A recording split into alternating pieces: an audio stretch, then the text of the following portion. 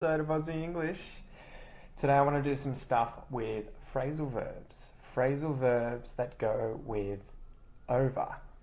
Now I might wait a little bit. I might wait a few minutes for some people to show up, as I like doing this most when there's you guys there watching, and I need to give my voice a little bit of a rest. I have another good reason I didn't realise. Gotta put this on here. Put this on here so people can actually hear me. Hey guys, so today we're going to be doing phrasal verbs with over.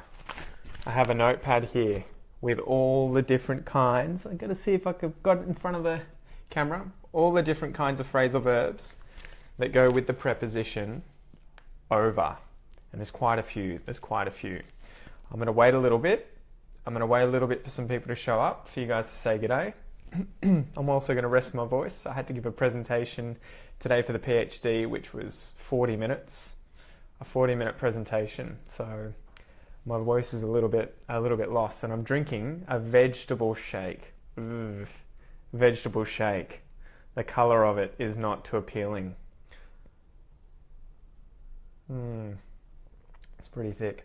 It's got avocado, banana, silver beet, celery, orange juice, and water. Anyway, I'm going to wait for a few more people to start, for a few more people to show up. Hey Peppy, thanks for joining. We're going to be doing all these different kinds of phrasal verbs with the preposition over today.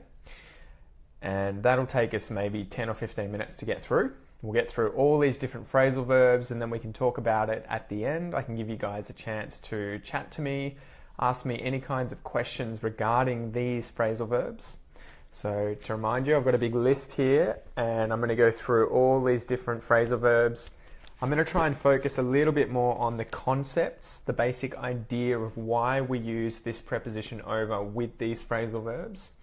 And then at the end, you're going to have an opportunity to ask me questions down below. So if you have questions that you're thinking about and you want to think, how can I ask these? Think about that during the lesson, write them down and get ready to post them at the end. Or if you think of them during the lesson, just hold them in your head. Anyway, we're at about 5 or 6 people, so maybe I should just start.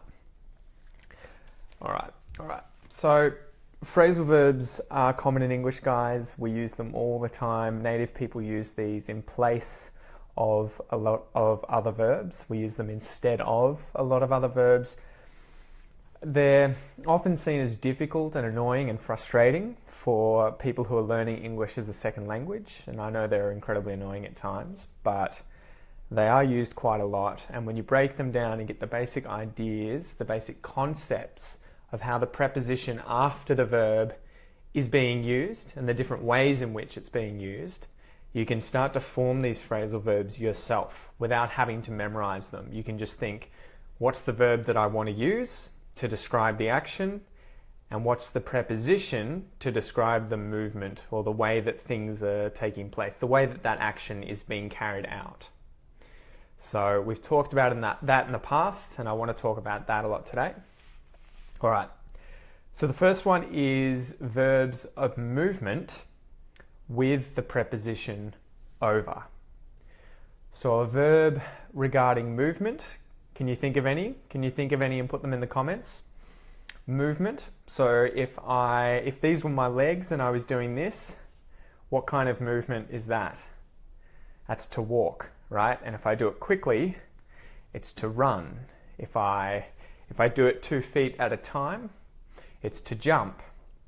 If I roll over my body, it's to roll.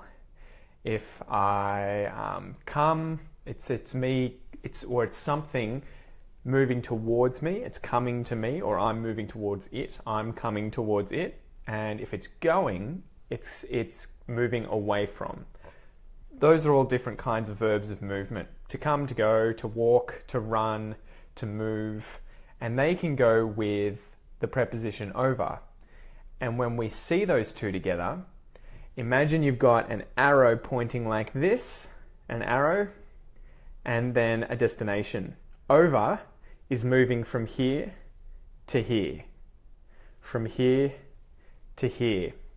So if there are 2 locations, say that you're at work and you can see your friend over at his desk and you're at your desk, if you turn to him and you say to him, come over here, that's asking him to come, which is the verb of movement that you're using, the verb of movement.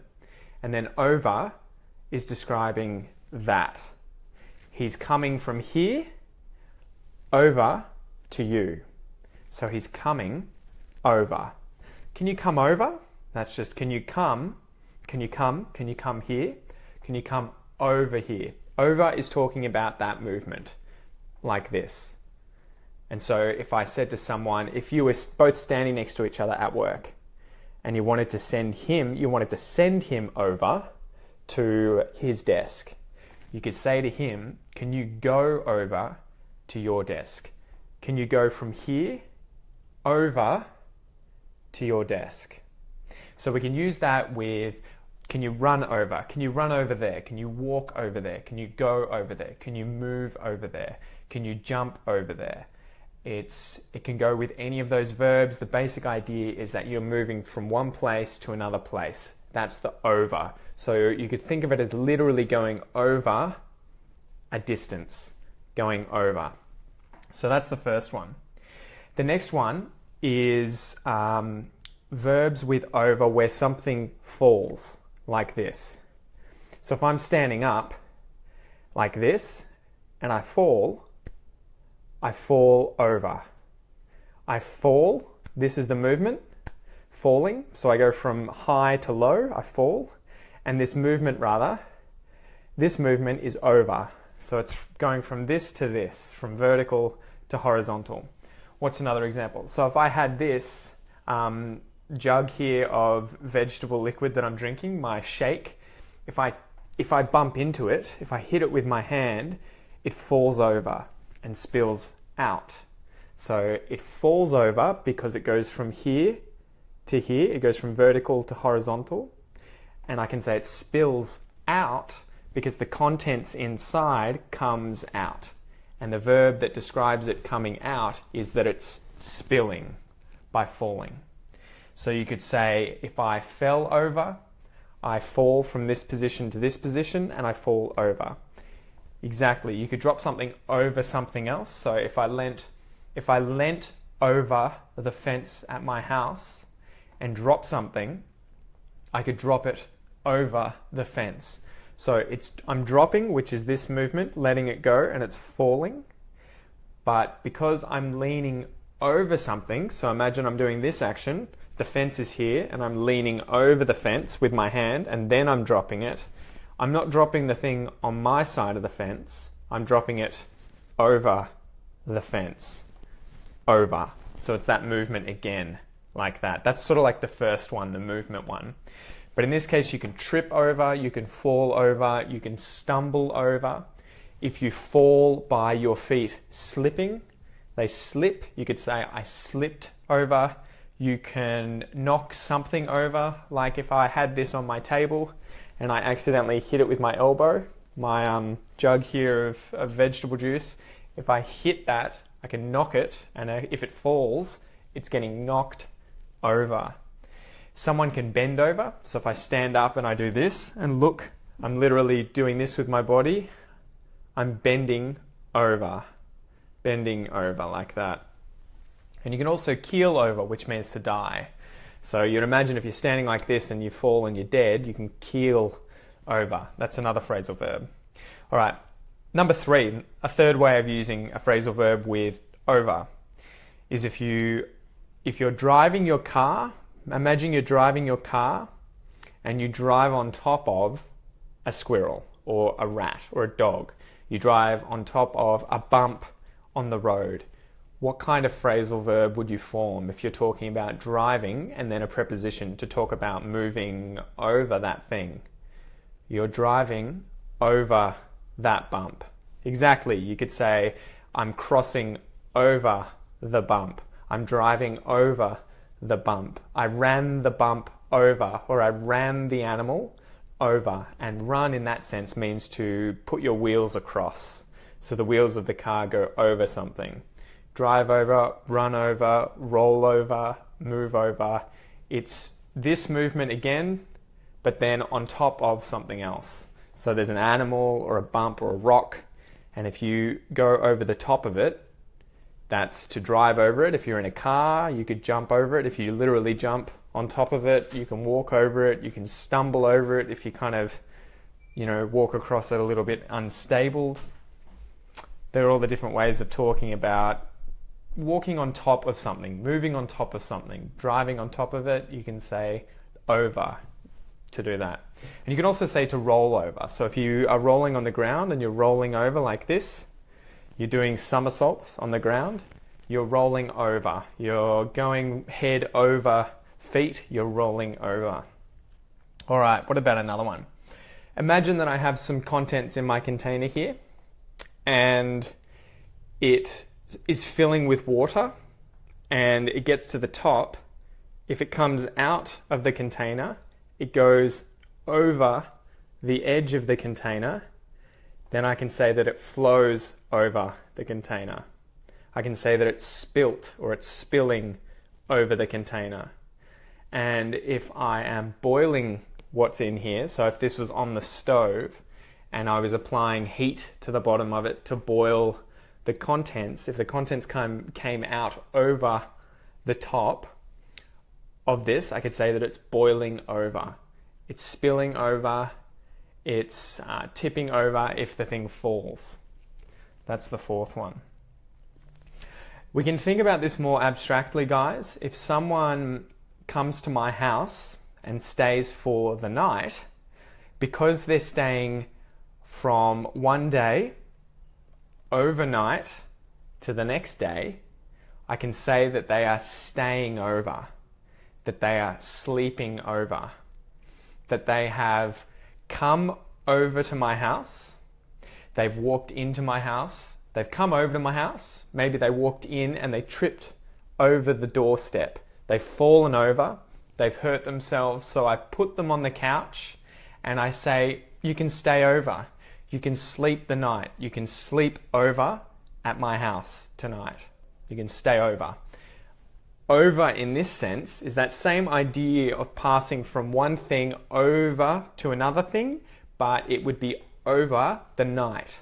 So if you stay over, if you sleep over, you're staying overnight.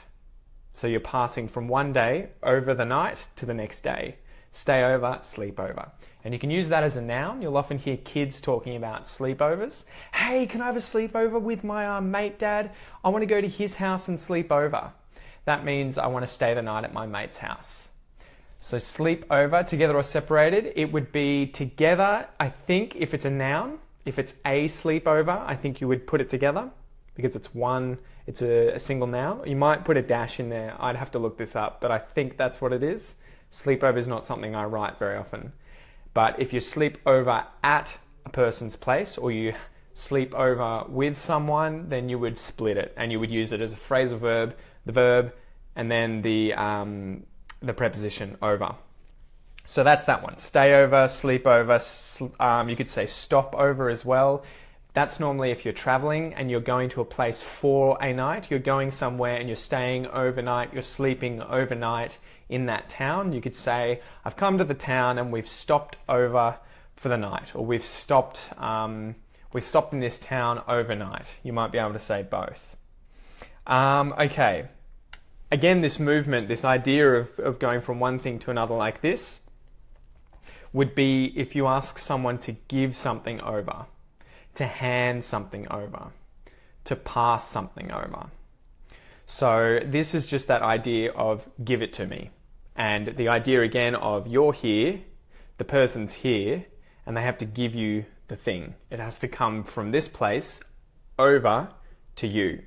So if I was a parent and a child had taken, I don't know, my lanyard and keys, the thing that I'm holding here.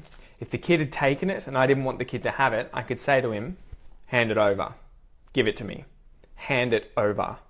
So the idea of adding over is that he has it, I'm standing here and I'm asking him to do this movement of bring it from him and give it to me. Hand it over, give it over, pass it over. And so hand, give, and pass All of those verbs are just different ways of describing how he is getting the object and how would I explain that? Getting the object to you. I'm trying to explain it without using give, hand, or pass. So he's getting, the object's going from him and it's going to you, he's passing it to you, he's handing it to you, he's giving it to you, and you can say, if he's doing that action, you can talk about it being over. Giving it over, handing it over, throwing it over. Throw it over to me. Can you throw it over? That would be like, throw it over to me. All right. We can also use over with verbs like read, look, go, or glance when we're talking about examining something. So to look at something.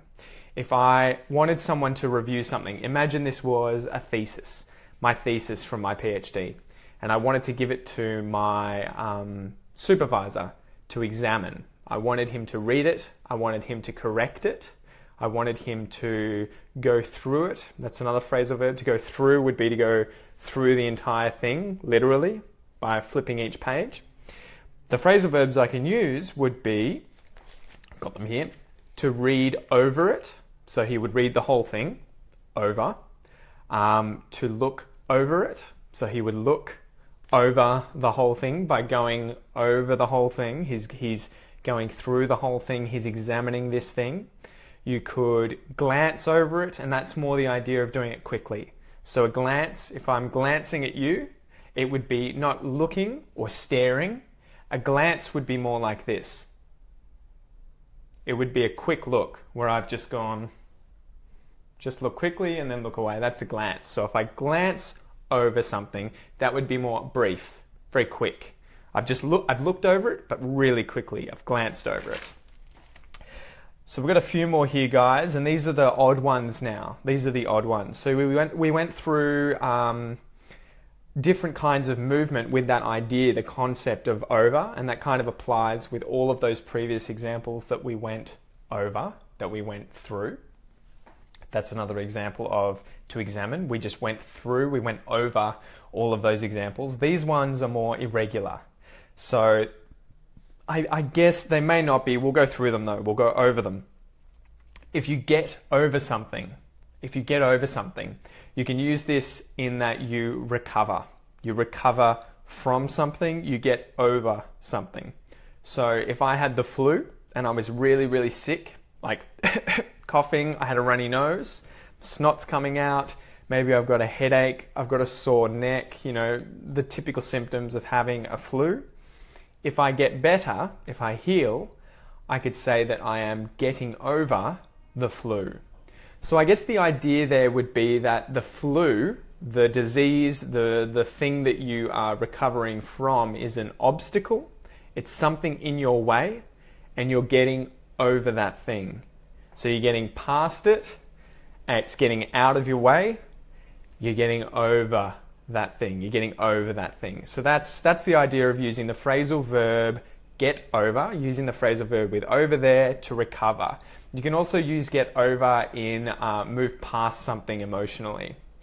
So yeah, exactly. Overcome something emotionally. So if someone insulted me, someone called me a name and I got offended, someone could say to me, get over it.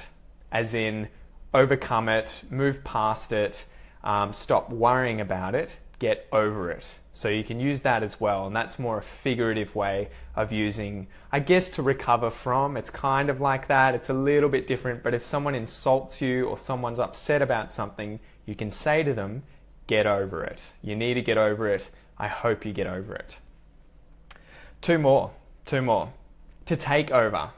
If you take over something, that is to take control of something. So if you have a castle and there's an army outside of the castle fighting to get into the castle, they break in and they take over, it means that they take control. If, say, the company Apple buys the company Google and takes over that company, they're taking control of that company. They've bought it and now they're in control. They've taken over it. So it's to take control, to take over. And the very last one, guys, is to think something over, to think over something. think over, or to talk over something, to talk something over, to talk over.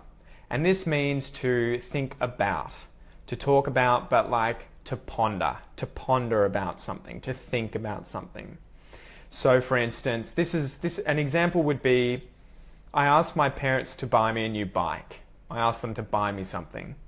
If they're going to think about it, in that they're going to talk to one another about the situation and then decide, I could say that they're going to think it over. They're going to talk it over. So they're going to ponder, they're going to think, they're going to discuss, and then they're going to decide.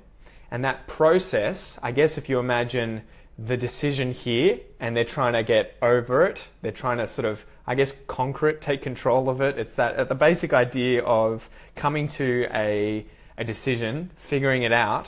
You can say to think over the problem and then come up with a plan, or to talk over it if you're talking and not thinking, you're talking.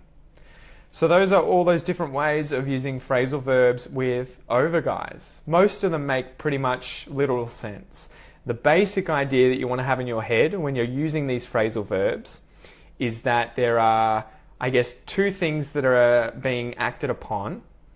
So, for instance, a person giving something over to someone else, handing something over, throwing something over, passing it, and it's going from one place like this to another place.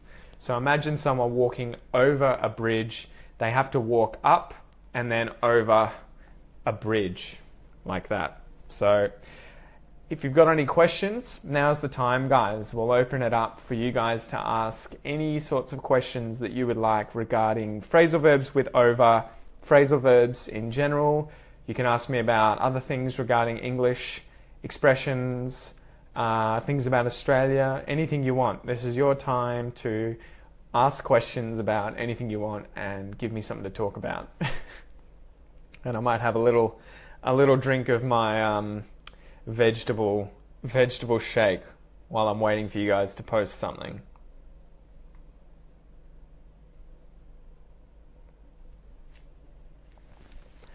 I don't think, Pepe, that you would say ever control over, unfortunately. That's a good idea, and I would know what you meant. But yeah, you would take control of something, or you would control that thing. But you could say that you had control over something, though, where you have something over something else, and in this case it is control. I have control over the castle. I have control over the work office. I have control over this project. To fly over, definitely.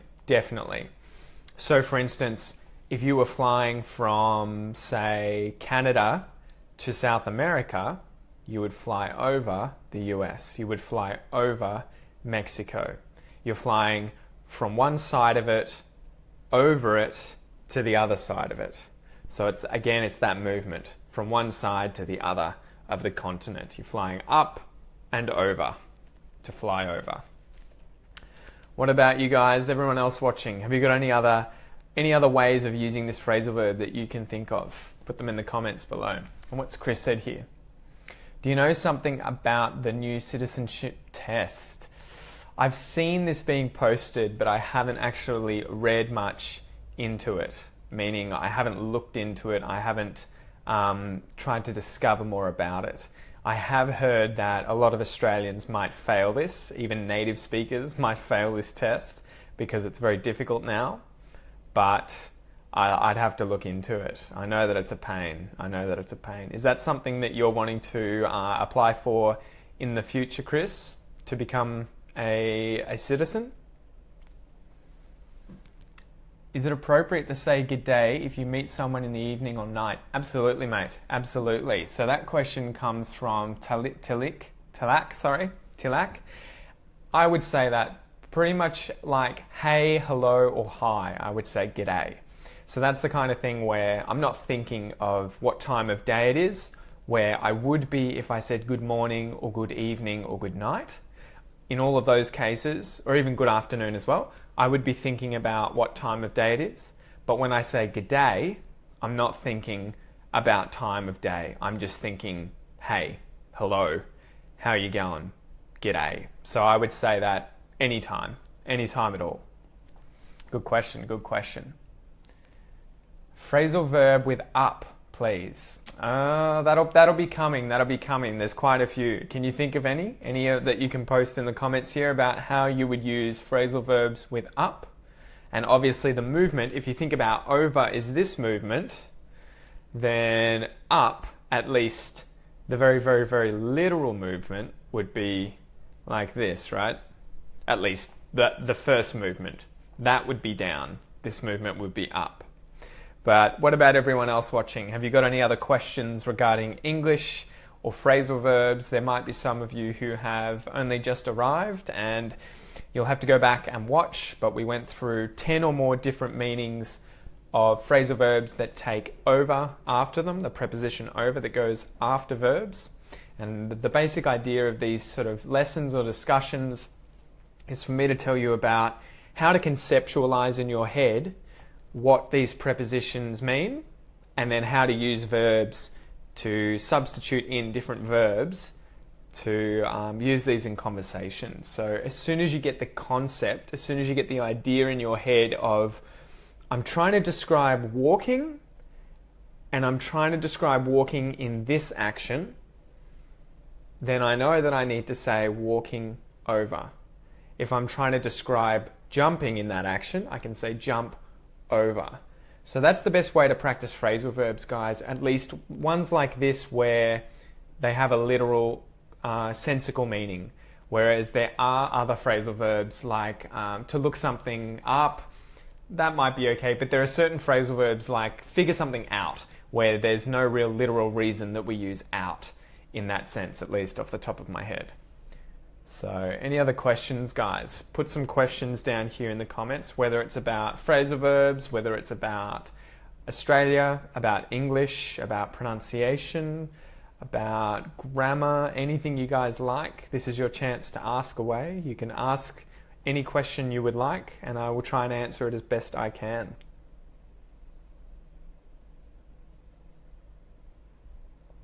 This is a vegetable shake that I've made myself. I'm trying to be healthy, but it's getting stuck in my moustache. It's kind of driving me a bit mad. So forgive me if I'm a bit messy. Any other questions, guys? Give me something. What else can we discuss regarding phrasal verbs with over? With over. I could go through some anecdotes or some stories if you want and try and use all of these different phrasal verbs. But I want to answer your questions. So if you guys have any kind of questions that you need help with, this is your time to ask. So chuck them in the comments.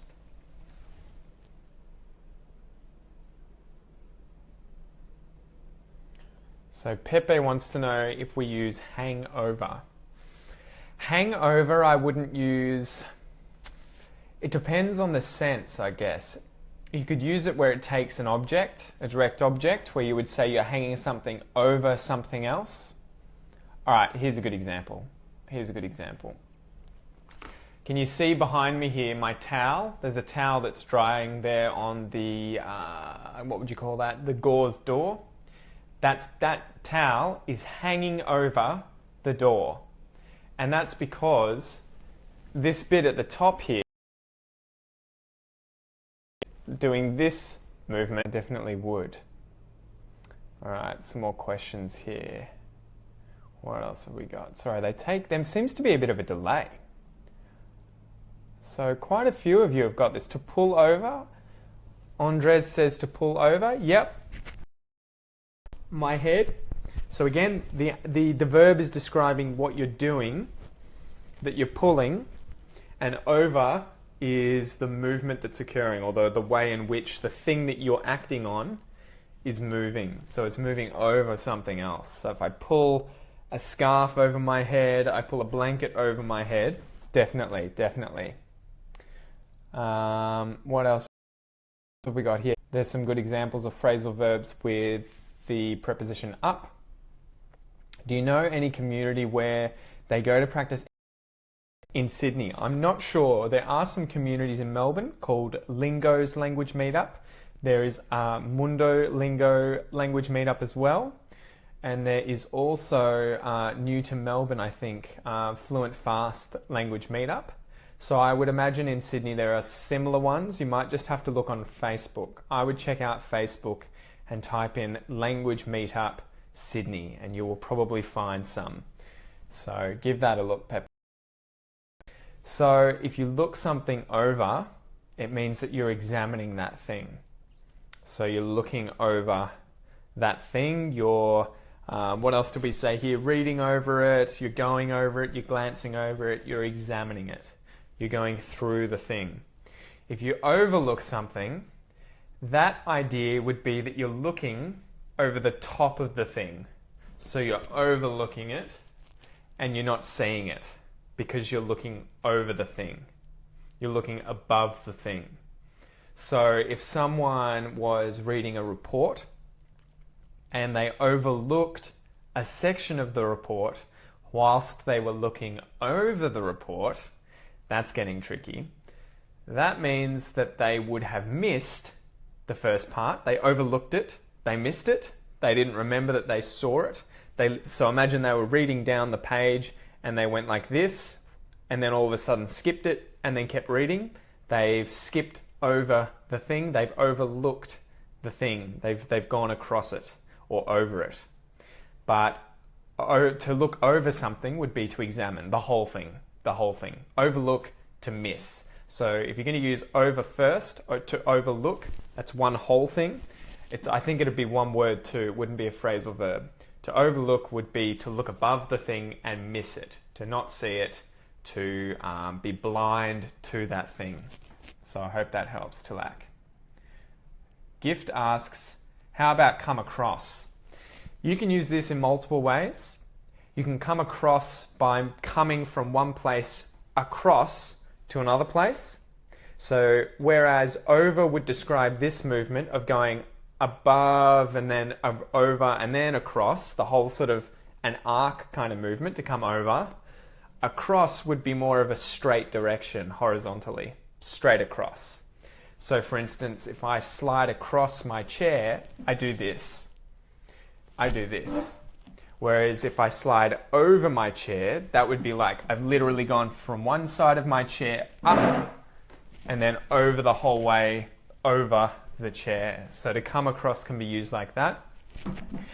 It can also be used, and this is a more figurative way of using this one, it's not a literal translation of like the preposition and the verb, like with those movement ones where you run across, jump across, where they make literal sense. To come across can be defined, to discover.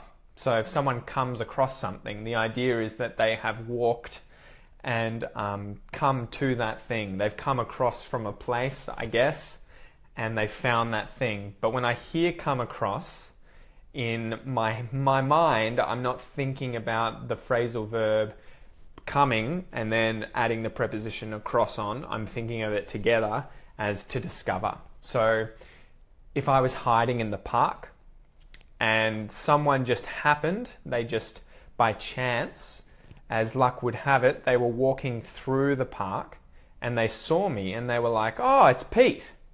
I could say they came across me, they found me. It was totally by chance. But it's not so much that idea of moving from one side to another where you would usually use across, like if you go over a river or you go across a river. If you go over a river, that would be usually you've flown over it or you've used a bridge, you've gone up and above the river and then over it. Whereas if you go across a river, that's more like at water level in a boat. You've gone across the river. What else? What has Chris said here? Can we plan one day and have a video about the different pronunciation of Australian English from British and American? I can try. I can definitely try. I would consider myself an expert in Australian English and not necessarily American and British English, so I can probably give you examples of how Australian English differs from the other two, but I might not be able to point out a lot of other aspects of those accents, which there are, I'm sure, a multitude. There's probably heaps with regards to, especially American and British English. fact, yeah, both of them have loads of accents where Australian English doesn't tend to have, guys, so forgive me for that if there's some issues. You can go to Lingos, which is on Monday, Wednesday, and Fridays, and that's one that I try to go to on Wednesdays sometimes. That is in the CBD of Melbourne, and I think it's from about 6 o'clock until 11 o'clock. And there is also Fluent Fast, I believe, which is in Melbourne Central on Wednesdays. I think that's in the Lions Club.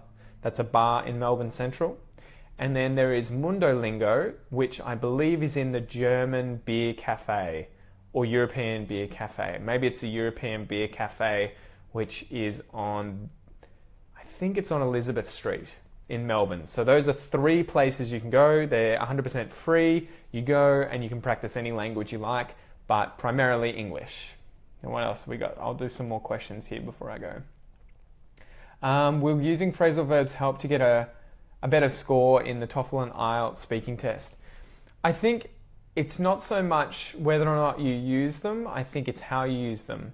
So if you could probably get a pretty good score in the IELTS without using any phrasal verbs, although it might be difficult because there would definitely be a lot of verbs that we wouldn't say as commonly in place of phrasal verbs. So there would be common ways of explaining stuff that would use phrasal verbs. So I guess to break it down, if you do use them and you use them correctly, I think definitely, because you'll sound a lot more natural. But if you're uncomfortable with them, I would just say stick with what you know, stick with what you know is correct and what you're comfortable with, and use that in any IELTS test that you do. So ultimately, maybe try and use phrasal verbs, but if you're uncomfortable, don't jump in all out and go crazy with them because it might sound strange if you misuse them. Estefania asks, could you pronounce figure out? When you say figure alone without out, the R doesn't sound, right? Yep, exactly. Figure, and then out, figure, out. But if I join the two, I say the R, figure route. That's an Australian aspect of our pronunciation, where words that end in things like U-R-E, E-R-O-R-A-R, etc., we say as an sound, but if the word that follows those words starts with a vowel, as in the case with the word out, it starts with a vowel sound, then we have to say the R at the end of the preceding word. So we would say figure out. What are some other examples? I don't know. But yeah, if there's an R at the end of the word and then a vowel, you would pronounce the R. Any other question? Yep. So pop over, we can use pop over, definitely. That would be like to go to someone's house, to pop over, to visit, to come over to a person's house. Definitely, you can say pop over, and that is the kind of phrasal verb natives would use a lot, especially in Australia.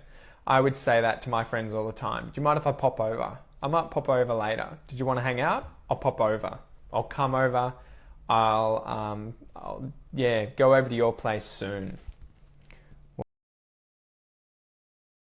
In an upwards motion, so for instance, if you bring something upstairs or you bring something up to the second floor, you're bringing the thing upwards. You're going up and you're bringing it. You can also use it with regards to topics in conversation. So if I bring something up in conversation, it means that I am suddenly talking about that thing in conversation. So I'm bringing it up. I'm bringing up a subject, a topic. To bring something on would be more like, that's a difficult one to explain. That'd be more like challenging someone to do something.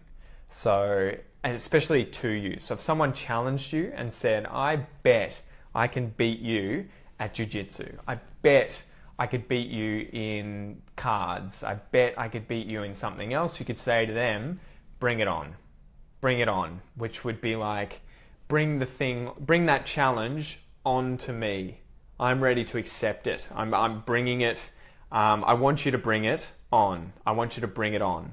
So that's another good example, to overhear something. That I imagine like overlook, where you're looking, but it's over something, and so you've missed it, you haven't seen it, you've overlooked it. If you overhear something, that's like without you wanting to, you've heard something. Or it could be, I guess it could be you were being nosy and you were trying to listen, but it would be like the sound is away from you and it's come over and into your ear. So someone's conversation. So you would say, like, if I was at work doing something and then I heard two employees gossiping, I could say, I overheard them gossiping. So it wasn't so much that I was trying necessarily to listen, but I was just doing my work, and because they were speaking so loudly, I overheard it. I overheard it. So I heard the thing come over into my ear. I overheard it. I overheard it. So that's an example there. Any other questions before I finish up, guys? Any more phrasal verbs you want to discuss or you want to hear me use in a sentence? Flora wants me to use bloody oath. Bloody oath. That's a very Australian slang term. It's not extremely rude. I wouldn't consider it rude if I heard someone say that. It's kind of a polite way of swearing to say bloody oath. You could use it as an exclamation. So if someone's shocked about something, they might say, oh, bloody oath, bloody oath. It's kind of like crikey, Jesus, crikey, bloody oath. But I think most of the time I would hear this when someone agrees, and agrees to you or to something you've said excitedly. So if someone said to me, do you want to go to the beach? And my response was, hell yeah, I want to go to the beach. I might say, oh, bloody oath. It's kind of like me agreeing. It's me being like, that is bloody true, bloody oath. I don't know why we use the verb. I don't know why we use the word oath. I don't know, an oath would be like a vow, like you are reading something and promising something. Like if I was in, a night on Game of Thrones and I gave somebody my oath, it could be that I have sworn to them that I have promised to defend them with my sword. I've given them my oath, my honor. I have no idea why we say bloody oath, but it's going to be commonly heard, especially among blue collar, true blue, fair dinkum Australian guys especially. You might hear women say it every now and then, but you'll definitely hear people say bloody oath when you meet, rougher kind of people, more standard, hard-working Australians. Can't be used with bloody. I don't think you would ever say just oath. No, you could use it in a different sense, like you could say he gave me his oath, but you would never say it in the same sense of bloody oath with just oath by itself. So I definitely recommend using it. I think especially if you are a foreigner who speaks English as your second language, if I met you and you said to me, oh, bloody oath, I would laugh and I would love it. It would be the kind of thing that would make me really, really happy. It would make me smile. I'd be like, this person knows some really cool Australian slang. That's really funny. That said, I would avoid using it in things that are formal situations. Don't use it in job interviews. Don't use it, in those kinds of formal situations. Avoid using any kind of slang unless it's absolutely necessary and it's okay to do it. In all other situations, if you're just talking to me like a normal person and you said to me, oh, bloody oath, there's absolutely nothing wrong with saying that at all. I would laugh. I think the average Australian too would laugh. It would be amazing.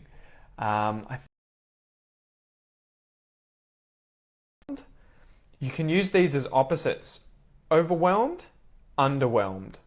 So imagine they're opposites. If you go over something, you're going above it. If you go under something, you're going below it. So over, under. If you're overwhelmed, it's that you can't handle it. It's too much. Like if I had all this work at work, I was at work doing my work and I had lots and lots and lots and lots coming at me. My boss has given me this, I'm getting given that, and it's just too much and I snap. I can't hack it. I can't take it. It's too much. I could say I'm overwhelmed. I'm overwhelmed. However, if I got the job and it was boring because there was nothing to do, I could say that I'm really underwhelmed. Underwhelmed. So that's the opposite of overwhelmed. So what else could say? What else could you say? If you walked into a party and the music was really loud, really, really loud, it hurt your ears, you could say that it was overwhelming. I walked in and I was overwhelmed by the music. It was really overwhelming. It was just too much. I couldn't take it. However, if you walked into a party and there was no music, maybe no one was dancing, no one was drinking, I could say, well, I'm really unimpressed. I'm really underwhelmed. This is really boring. I'm not shocked at all. I am just, this is really, really dull. It's really boring. I'm underwhelmed. So there are some examples. Overwhelmed and underwhelmed. Have we got anything else here?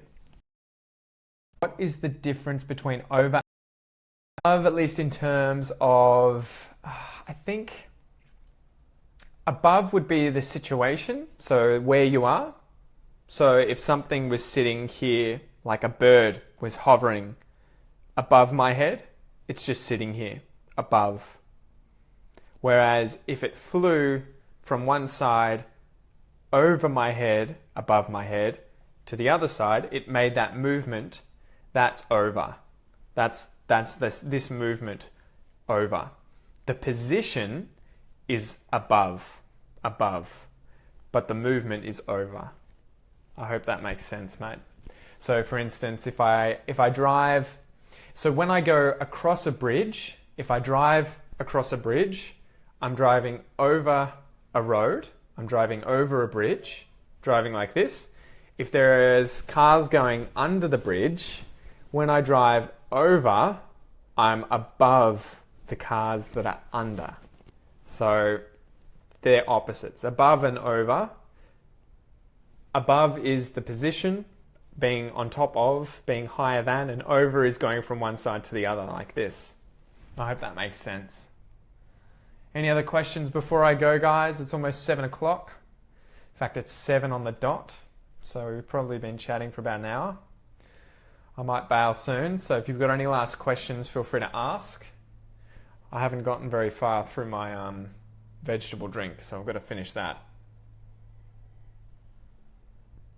Any more questions before I go? I'm getting all this vegetable shake stuck in my moustache. Anything else, guys? Have you got anything else you're having difficulties with in English? Anything else that you would like to chat about? Anything else phrasal verb wise or expressions? Otherwise, I'm in a bail, so I might give you 1 or 2 more minutes because I know there's a delay on when I ask something, when I say something, and when it actually comes up online. But if I get no more questions, I'm going to go and have dinner. And then I have some private lessons. So let me know what you think. I'm thinking over what you ask about, or what to ask me. Yes, exactly. That's a good example, Gift. That's a good example. Thinking something over, examining it, pondering it. How are you, Lily? I hope you're having a good evening. So if you've got no more questions, I might bail, guys. And you're always welcome to send me an email or ask me. I guess before we bail, make sure you are on the Facebook page, which you should be. If you haven't already said, or liked it, you haven't jumped over and liked the Facebook page, make sure you do that. Check out the videos on YouTube. If you haven't already gone onto YouTube and checked out all the videos, I've got heaps of different videos on there, guys, about Australia, about how to speak like an Australian and how to understand Australian English. If you need to email me anything, my email is the Aussie English Podcast at gmail.com. So you should be able to find that on the website, theaussieenglishpodcast.com. And if you already are listening to the podcast and you want to take your English to the next level, you want to actively improve your English, you like studying and you want exercises to go over these kinds of things, like these phrasal verbs, Every single expression episode that I do, I give out a lot of bonus content for people who sign up to be members. So you can sign up to be a member on the Aussie English website, on the podcast website. Click Learn English Faster. I'll put it below. I'll put the link below. And each week you get a transcript of the expression episode, as well as phrasal verb exercises, substitution exercises, grammar exercises, and most importantly, pronunciation exercises. So you can speak like an Australian. So I'm sure most of you have noticed at the ends of all the expression episodes, I like going through a secret tip, a sort of a technique that you can use to sound a lot more like a native Aussie. If you want these, all the bonus exercises that I create, all the MP3 files, the audio files that you get extra if you sign up, then make sure you go to the AussieEnglishPodcast.com and click Learn English Faster in the top, and you can try it for $1. So go and check it out there, guys. Otherwise, make sure you check out the YouTube channel, just search Aussie English, and make sure that if you're not already, listen to the podcast. You can listen anywhere, anytime, put the podcast in, it's free, listen to it on your phone. You can download podcast apps for free and then just search Aussie English Podcast and give it a listen. And make sure you leave a review. And if you have any suggestions for what expressions you would like me to do in these podcast episodes, put them in the comments here, send me a message on Facebook. Again, you can send me an email at theaussieenglishpodcast@gmail.com. You can send me an email, you can say g'day, give me an expression, or anything else you would like me to talk about on the podcast, and I'll consider doing that. And if I have time, I'll do it as soon as I can. Anyway, guys, I might try and do another one of these live episodes soon. I might try and do one this weekend. It seems like 7 p.m. is a good time for you guys, especially seeing as most of you are in Australia. So if you have a chance, put down what time you would like and where you live. If you live in Sydney or if you live in Perth, because I need to know the time difference. I'm in Melbourne.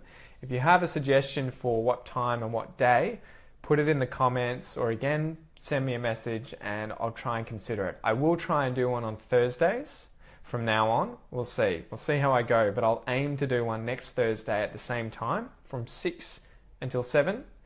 And then I might try and do another one on the weekend. Anyway, I will chat to you all later, guys. Thank you so much for watching. Thank you so much for being involved. And make sure next time you ask even more questions, guys. I want to give you as much attention as I can and help you with your English as much as I can. So until then, peace out, guys. I'll see you later.